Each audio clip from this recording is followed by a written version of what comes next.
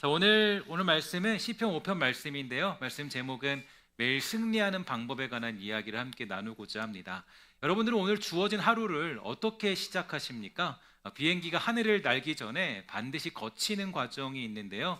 아무리 좋은 비행기라도, 아무리 노련한 조종사라 할지라도 이륙 전에 이 점검표를 반드시 확인을 하게 되죠. 엔진 상태를 확인하고 연료를 확인하고 항로를 확인하면서 이 관제탑과 교신을 하게 됩니다. 왜냐하면 하늘에 오른 뒤에 방향이 틀어지면 돌이키기가 어렵고 문제가 생기면 큰 사고가 생겨날 수가 있기 때문이죠. 오늘 우리가 만나는 하루도 이와 같다라고 정의할 수 있을 거예요. 아침에 작은 방향 설정, 바로 그 방향 설정이 우리의 하루를 결정짓기 때문인데요. 심리학에서는 이런 모습을 초기 조건 효과다라고 정의해주고 있는데, 이 초기의 조건이 결국에 이 하루의 방향을 결정한다는 의미가 되는 것입니다. 눈을 뜨자마자 한번 염려해 보세요. 그러면 하루가 염려의 방향으로 흘러가겠죠. 눈을 뜨자마자 사람의 말에 붙들리면 하루가 사람의 평가에 끌려가게 될 것입니다. 억울함과 분노를 붙들면 하루가 복수심과 원망으로 기울어질 수밖에 없을 것이겠죠. 그래서 하루의 시작은 굉장히 중요한데요. 아침은 단순히 시간이 이른 때가 아니라 내 마음의 방향과 하루의 일상이 결정되는 자리이기 때문입니다. 심지어 아침에 지나다가 이 빵 냄새를 맡으면 그날은 꼭 빵을 먹어야 되죠. 그러면 아침에 또 해장국 냄새를 맡으면 밤에 저녁은 항상 해장국을 먹어야 되는 그런 심리를 가지고 있습니다. 제가 이 말씀을 준비하다가 떠오르는 것이 있는데, 아침에 이제 그 남편들이 출근을 하고 나면 이 여자분들이 가장 많이 보는 게 아침 드라마 아니겠습니까? 아침 드라마를 보면 다 드라마가 보면요, 남편들 다 그렇게 뭐 이렇게 바람 피고 다니고 또 막 다 뭐 이렇게 뭐 다 문제가 생기고 다 그런 것만 보고 있잖아요. 그러니까 보고 있으니까 세상이 참 이게 뭐랄까 참 이렇게 의심하게 만들고 참 속상하게 만드는 것이, 아침 드라마로 하루를 묵상하면 안 될 것 같아요. 그래서 안 되고 아침 드라마를 보지 마시고 웬만하면 뭘로 하냐면 하나님 말씀 묵상으로 하게 된다면 하루가 달라지는 인생을 살아갈 수 있을 것 같습니다. 오늘 시편이 바로 그 아침의 자리에서 드려진 기도라고 할 수 있는데, 이 문제는 다윗의 아침이 그렇게 평안한 아침은 아니었다라는 거예요. 그에게는 원수들이 질비했고 거짓으로 공격하면서 아첨하는 입술과 속이는 혀, 또 신실함 없는 말들이 그를 둘러싸게 되었습니다. 그런데 이때에 다윗이 택했던 것은 어떤 것인가 보니까 이 상황과 환경을 보지 않았다라는 거죠. 감정에 끌려다니지 않았습니다. 오히려 그는 하루의 시작을 하나님과 함께하는 인생을 살게 되었는데요. 우리 함께 1절과 2절 말씀을 함께 다 같이 읽도록 하겠습니다. 시작. 여호와여 나의 말에 귀를 기울이사 나의 심정을 헤아려 주소서. 나의 왕 나의 하나님이여 내가 부르짖는 소리를 들으소서. 내가 주께 기도하나이다. 아멘. 시편 5편은 우리에게 말합니다. 너는 하루를 누구 앞에서 시작하고 있느냐? 오늘 그 질문에 대한 답을 힘차게 고백하는 우리 믿음의 사람들 다 되시기를 주의 이름으로 간절히 부탁을 드리겠습니다. 자, 이제 오늘 우리가 살펴본 시편 5편의 말씀을 통해서 붙들어야 될 세 가지 메시지가 무엇인지 한번 점검해 보고자 하는데요. 첫 번째로, 성도는 아침마다 하나님 앞에 자기의 마음을 배열할 줄 알아야 됩니다. 우리 3절을 함께 읽도록 하겠습니다. 시작. 여호와여 아침에 주께서 나의 소리를 들으시리니 아침에 내가 주께 기도하고 바라리이다. 아멘. 다윗은 주님께 기도하고 있는데 나의 말과 심정과 부르짖는 소리로 하나님께 기도하는 방법을 사용하고 있죠. 과연 왜 이렇게 하는 것일까요? 그것은 반복적으로 단어를 되뇌이듯이 주문이나 외우는 것처럼 기도하는 것이 아니기 때문이에요. 그는 진심을 다하여서 마음을 다하여서 기도하고 있죠. 우리의 기도가 바로 이렇게 가야 되는 것이죠. 그저 머릿속에 되뇌이는 기도가 아니라 이 진심을 담은 기도가 되어야 되는데, 이 진심을 담은 기도가 되기 위해서는 먼저 나의 입술로 기도를 올려드려야만 합니다. 우리가 정리해서 말할 수 있는 기도가 되는 건데요. 전심을 다하는 기도의 시작은 하나님께 말로 드리는 기도라고 할 수가 있을 거예요. 그러나 여기서 멈춰서는 안 됩니다. 말로 하나님께 기도를 올려드리는데 모든 것이 다 정리하고 완벽하게 구성될 수는 없겠죠. 그래서 어떻게 되냐면 바로 나의 심정을 헤아려달라는 그 심정을 가지고 기도할 필요가 있는 것이에요. 다시 말해서 내면의 신음을 고백하는 것이 무엇보다도 필요하다는 것이죠. 그러니까 마음을 속이지 않고 주님께 고백하는 모습, 바로 그 모습이 바로 우리에게 중요한 것이고, 그 모습을 고백할 때 우리의 마음을 다 아시는 주님께서 우리의 모든 기도를 들어주시는 것입니다. 그러니까 이 마음을 열고 주님께 내 마음을 고백하는 것이 무엇보다 중요한 것이죠. 그리고 그렇게 할 때 다음의 말씀이 우리에게 그대로 적용될 수 있어요. 로마서 8장 26절인데 함께 읽도록 할게요. 시작. 우리는 마땅히 기도할 바를 알지 못하나 오직 성령이 말할 수 없는 탄식으로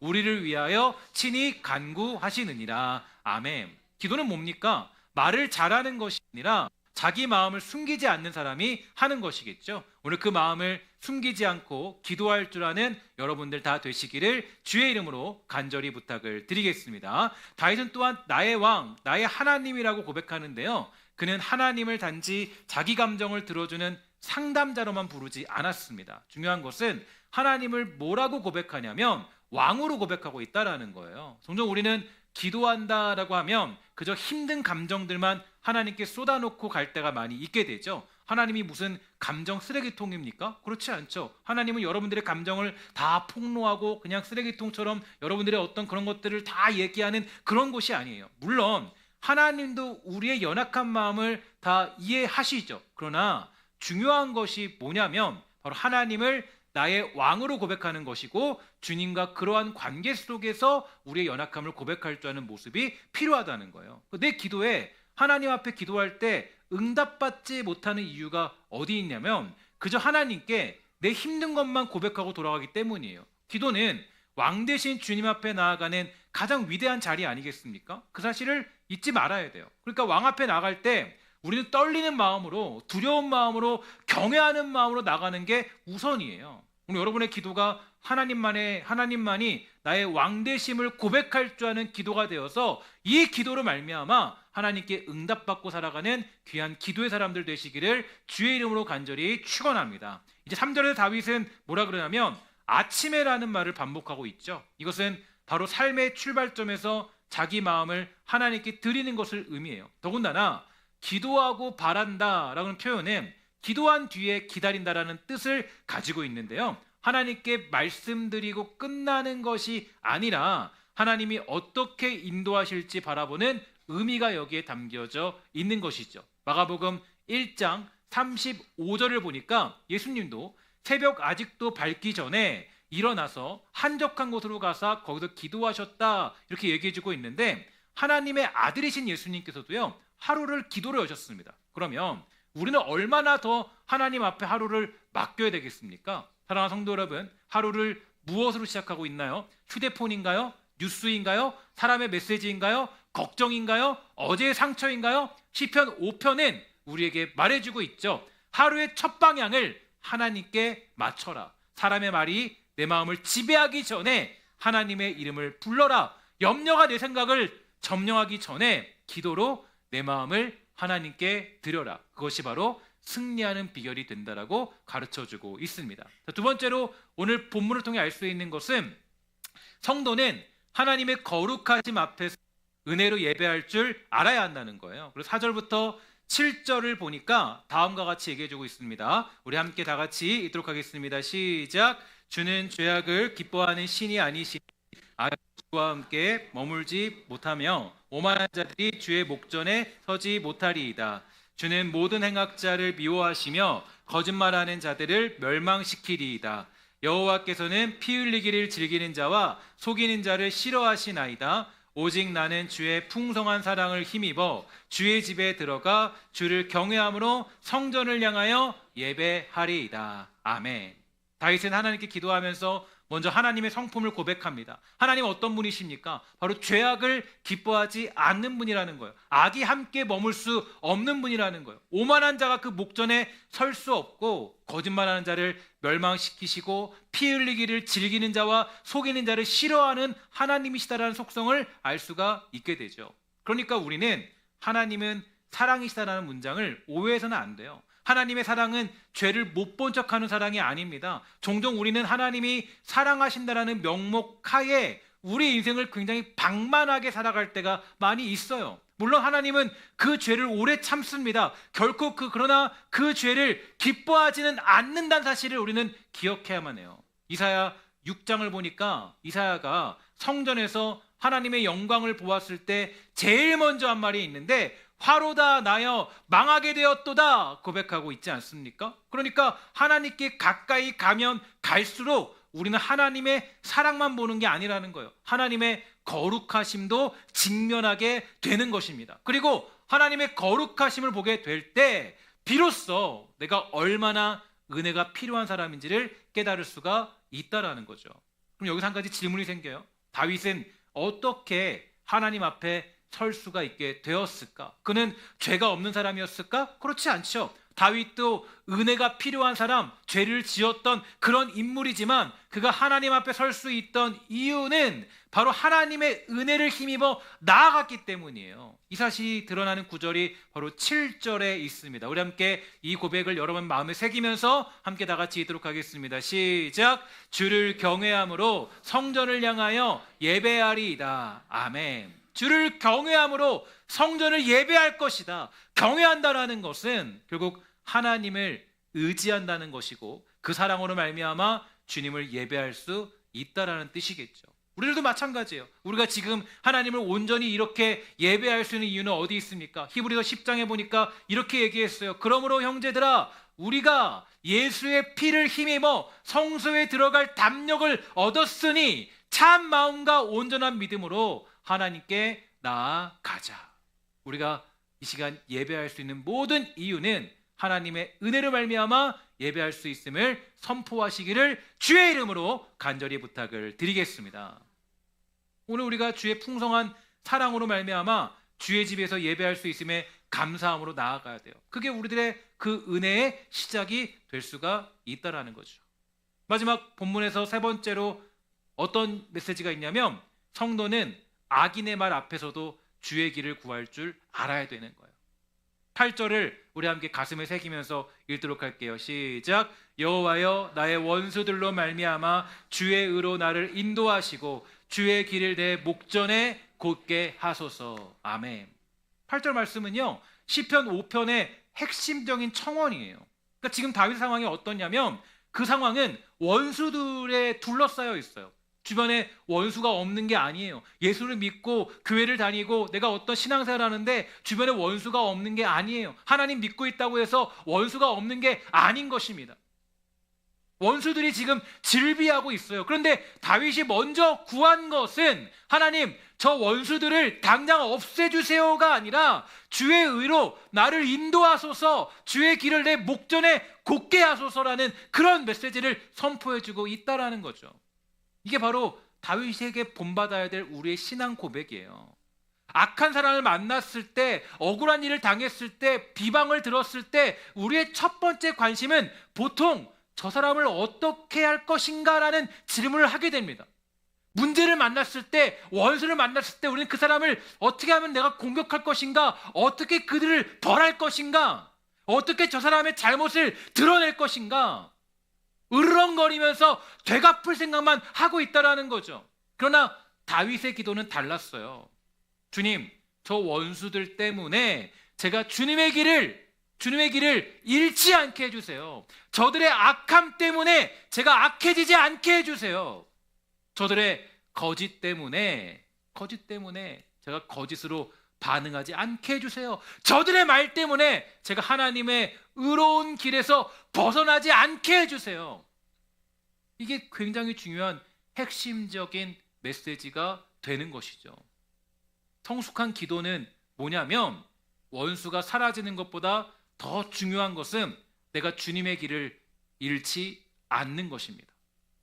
문제가 해결되는 것보다 더 중요한 것은 내가 하나님의 의로운 길에 머무는 것이에요. 억울함이 풀리는 것보다 더 중요한 것은 그 억울함 때문에 내 영혼이 하나님을 벗어나지 않는 거예요. 근데 우리는 보통 다르게 행동하죠. 우리는 누군가가 변하길 바래요. 누군가가 어떤 하나님께 벌 받길 바래요. 누군가가 어떻게 되길 바래요. 상황과 환경이 어떻게 되기를 바래요. 더 중요한 건 뭐냐면 내가 변하는 거죠. 내가 하나님 앞에 온전히 서는 거, 내가 하나님 앞에 죄 짓지 않는 거. 우리는 상황과 환경을 얘기하지만 그러나 더 중요한 관심은 나에게 있어야 돼요.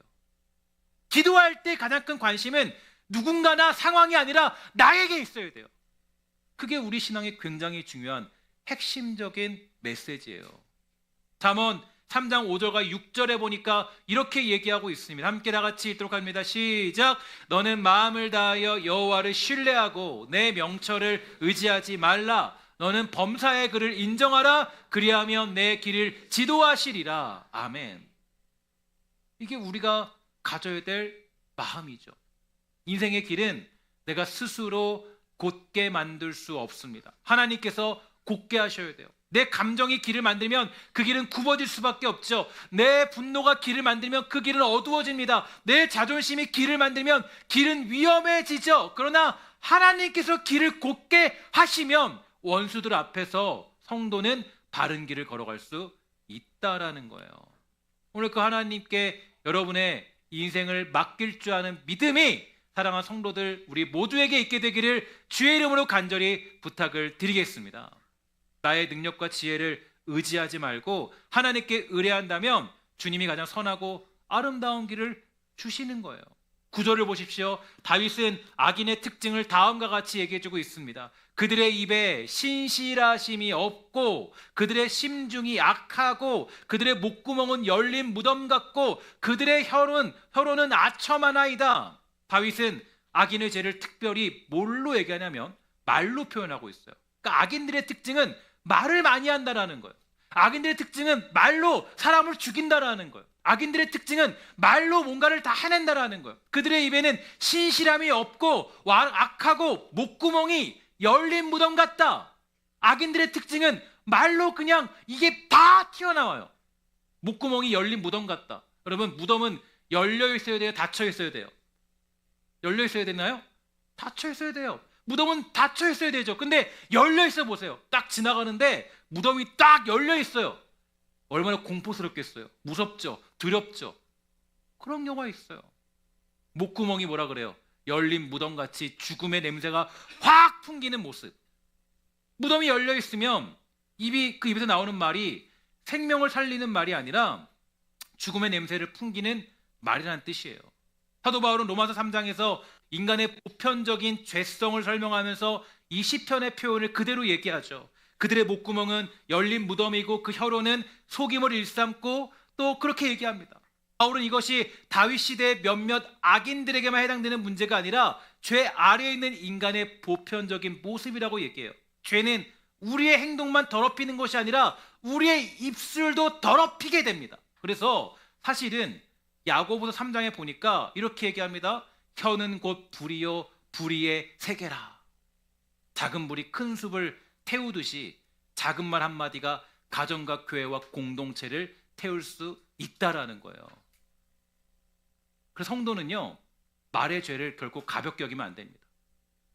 거짓말, 과장, 왜곡, 비방, 이간질, 아첨, 뒤에서 하는 말, 은근히 사람을 깎아내리는 말, 겉으로는 걱정하는 척하면서 판단하는 말, 이 모든 것이 하나님 앞에서 가벼운 문제가 아니라는 거예요. 악인들의 특징은 다 말로 드러나게 돼 있습니다. 말로. 만약에 내가 화가 나면요, 차라리 말을 하지 마세요. 감정이 정리되려면 말을 하지 마세요. 말을 하지 않는 게 훨씬 더 유익하다. 이게 바로 얘기해주는 성경적인 관점이에요. 차라리 말하지 말아라. 말을 아예 닫아버려라. 제가 보니까요, 부흥하는 교회의 특징은요, 사람들의 성도들의 말이 달라요. 어떤 말이 있냐면 모든 것들에 다 긍정적이에요. 거기에 다 기쁨이 있어요. 거기에 다 감사가 있어요. 그래서 여러분들 보면 이 교회 주보에 제가 이 감사 제목 나누는 이유가 어딨냐면 누가 냈다 얘기하고 싶은 게 아니라 여러분들 훈련하는 거예요. 감사에 대한 훈련. 무엇이 있어도 감사하는 훈련들을 하기 위해서 감사 제목을 나누는 거예요. 그러니까 여러분 보면은 어떤 경우는요, 다 불평이에요. 원망, 그냥 깎아내리고 비난들. 그런 교회에 어떻게 부흥이 일어나겠어요? 제가 여러분들에게 가장 먼저 했던 그 설교 중에서 불평과 원망에 대한 설교를 했잖아요. 불평과 원망이 있으면요, 그 공동체는 성장할 수 없습니다. 절대로 하나님이 기뻐하지 않으세요. 하나님이 하시는 일인데 우리가 뭐가 되고 심판자가 되고 뭐가 되고 그런 게 어디 있습니까? 중요한 것이죠. 교회는요, 말로 세워지기도 하고 말로 무너지기도 하는 거예요. 한마디 격려가 낙심한 영혼을 다시 일으킬 수 있습니다. 그러나 한마디 비방이 한 사람의 믿음을 꺾을 수도 있죠. 한마디 진실한 권면이 성도를 살릴 수도 있지만 한마디 거짓된 소문이 공동체를 흔들 수도 있습니다. 그러므로 성도 여러분, 우리가 정말로 하나님 앞에 서는 사람이라면 우리의 입술도 하나님 앞에 세울 줄 알아야 돼요. 여러분의 입술을 하나님께 맡길 줄 아는 믿음의 사람들 다 되시기를 주의 이름으로 간절히 부탁을 드리겠습니다. 여러분 입술에 불평과 원망의 모든 메시지들을 다 몰아내십시오. 그거는 있어도 의미가 없어요. 여러분, 비난은 아무 의미가 없습니다. 비난에서 성장이 일어날 수 있을까요? 일어날 수 없죠. 아무것도 없어요. 다윗은 이제 10절에서 이렇게 기도합니다. 하나님이여, 그들을 정죄하사 자기 죄에 빠지게 하시고 그 많은 허물로 말미암아 그들을 쫓아내소서. 그들이 주를 배역함이니이다. 다윗이 지금 이렇게 말하고 있는 것은 원수들에 대해서 복수심에 불타 증오로 말하는 것이 아니라 하나님의 공의에 근거해서 그들을 심판해 줄 것을 요청합니다. 그래서 그들이 주를 배역합니다 라고 선언하고 있는 거 아니겠어요? 그냥 화가 나서 열이 받아서 말하는 것이 아니라 하나님을 대적하는 죄가 하나님의 심판 아래 놓이기를 구하는 것이죠. 그러므로 우리는 언제나 기억할 필요가 있습니다. 따라합시다. 성도는 복수하는 사람이 아니다. 성도는 복수하는 사람이 아니에요. 성도는 판단하는 사람이 아니에요. 성도는 정죄하는 사람이 아니에요. 성도는 모든 악을 누구에게 맡겨요? 하나님께 맡겨요. 상대방이 문제가 있고 좀 부족해도, 아니면 나를 공격하는 것이 정말 그것이 악한 것이라 할지라도 그 일을 누구에게 맡기냐면 하나님께 맡겨야 돼요. 내 감정대로 판단하지 말고, 내 이성대로 판단하지 말고, 내 생각대로 판단하지 말고 하나님께 맡길 줄 알아야 돼요. 로마서 12장 19절에 보니까 다음과 같이 얘기해 주고 있어요. 함께 다 같이 읽도록 하겠습니다. 시작. 내 사랑하는 자들아, 너희가 친히 원수를 갚지 말고 하나님의 진노하심에 맡기라. 아멘. 하나님께 맡겨버리는 거예요. 그저 그냥 염려만 맡기고 그러는 게 아니라 내가 판단하고 싶은 것들도 하나님께 맡기는 거예요. 근데 우리는 어떻게 하냐면 자꾸 내가 판단자가 돼요. 내가 자꾸 뭔가 어떤 심판자가 돼요. 내가 기준이 돼요. 그러니까 어때요? 다 부족해 보여요. 다 뭔가 이상해 보여요. 다 뭔가 안 되는 것 같이 보여요. 그러면 안 되죠. 만약에 내가 진짜 마음속에 너무 힘들면 차라리 말을 하지 않는 게 좋아요. 성도의 길은 무엇입니까? 내가 갚지 않습니다. 내가 심판자가 되지 않아요. 하나님께 맡기는 것입니다. 사실 근데 하나님께 맡기는 게 쉽지 않죠. 내가 판단하고 싶고, 내가 정죄하고 싶고, 내가 심판자가 되고 싶죠. 얼마나 어려운 일이겠습니까? 억울한 일을 당하면 우리는 몇 번이고 마음속에서도 계속 재판을 열고 그 사람이 한 말을 다시 생각합니다. 행동을 똑똑히 기억하겠다 합니다. 혼자 판사가 되었다가 검사가 되었다가 증인이 되었다가 별짓을 다 하죠. 정죄합니다. 그래서 우리는 어떻게 해야 돼요? 그 악의 문제, 원수의 문제를 내가 판단하지 않고 하나님께 맡기며 그 공의에 맡기는 믿음의 모습들이 필요하다는 것입니다. 여러분, 하나님을 신뢰하십니까? 신뢰하십니까? 아멘이십니까? 하나님 신뢰하십니까? 그러면 하나님께 좀 맡기십시오. 여러분들이 그냥 판단하지 말고, 정죄하지 말고, 비난하지 말고 좀 맡기십시오. 하나님이 알아서 하시는 거예요. 그렇게 공의에 맡겨놓으니까 어떤 기도로 오늘 마무리되고 있어요? 그러나 주께 피하는 모든 사람은 다 기뻐하며 주의 보호로 말미암아 영원히 기뻐 외치고 주의 이름을 사랑하는 자들은 주를 즐거워하리이다. 여호와여, 주는 의인에게 복을 주시고 방패로함 같이 은혜로 그를 호위하시리이다. 특히 우리는 여기서 방패라는 말에 위로를 얻게 됩니다. 왜냐하면 방패는 공격이 없을 때 필요한 것이 아니라 공격이 있을 때 필요한 것이기 때문이에요. 하나님께서 우리를 방패처럼 둘러싸신다는 말은 여러분들의 인생에 예수 믿었더니 아무 공격도 없고 문제도 없다는 뜻이 아니라 오히려 공격이 아주 성행한다, 아주 너희들에게 다가올 것이다라고 선포하고 있는 거 아니겠어요? 악인의 말도 있고 억울한 상황도 있고 마음을 흔들며 살아가는 삶도 있겠지만, 그러나 그 모든 공격보다 하나님의 은혜가 더 크고 원수의 계략과 악한 자의 말보다 은혜의 방패가 더 견고하다라는 것이 오늘 시편이 주는 매우 중요한 메시지가 되는 것입니다. 사랑하는 여러분, 악인의 말에 넘어가지 마십시오. 악인들의 죄는 하나님이 판단하십니다. 중요한 것은 내가 그 악인들을 말미암아 내가 죄의 길을 걷고 있지는 않은가, 내가 그로 말미암아 내가 죄인이 되고 있지는 않은가, 죄의 유혹에 빠져있지 않은가. 악인의 말에 넘어가지 마십시오. 사람의 평가 앞에 흔들리지 마십시오. 억울함 때문에 하나님의 길을 버리지 마십시오.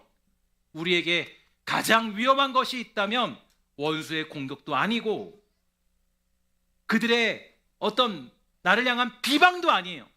가장 위험한 것은 내가 원수의 공격으로 말미암아 죄를 짓는 자리에 있는 것입니다. 가장 위험한 것은 그 억울한 상황으로 인하여서 내가 죄를 짓는 자리에 있는 것이죠. 여러분, 그 모든 것들을 하나님께 맡기며 하나님의 인도하심 속에 살아갈 줄 아는 믿음의 사람들 다 되시기를 주의 이름으로 간절히 부탁을 드리겠습니다. 말씀을 맺겠습니다. 시편 5편은 아침 기도의 시입니다. 그러나 단순히 아침에 기도합시다라는 정도의 말씀이 아니라 이 시편은 악한 말과 거짓과 억울함이 가득한 땅 속에서 하나님의 백성이 어떻게 하루를 시작해야 되는지를 가르쳐주고 있어요. 아침마다 하나님 앞에 여러분 마음을 들이십시오. 그리고 하나님의 거룩하심 앞에서 은혜로 예배하는 삶을 살아가십시오. 또한 악인의 말 앞에서 더욱더 주의 길을 구하는 인생을 살아가십시오. 억울한 상황이 있습니까? 마음속에 떠오르는 사람이 있으며 나를 힘들게 만든 사람들이 있습니까? 그 모든 것들을 주님께 올려드리세요. 매일 아침 시작할 때마다 수많은 말들이 여러분의 귀에 들려올 것입니다. 그러나 우리는 무엇보다 하나님의 말씀을 들어야 됩니다. 그 말씀을 아침마다 듣는데 집중하신다면 어떠한 상황 속에서도 우리 승리하는 인생이 될 수 있을 줄 믿습니다. 사랑하는 신속교회 권성 여러분 모두가 이 말씀으로 인하여서 매일매일 승리하는 승리의 승전보가 울려 퍼지는 복된 성도들이 다 되시기를 주의 이름으로 간절히 부탁을 드립니다. 기도하도록 하겠습니다. 사랑의 아버지 감사합니다.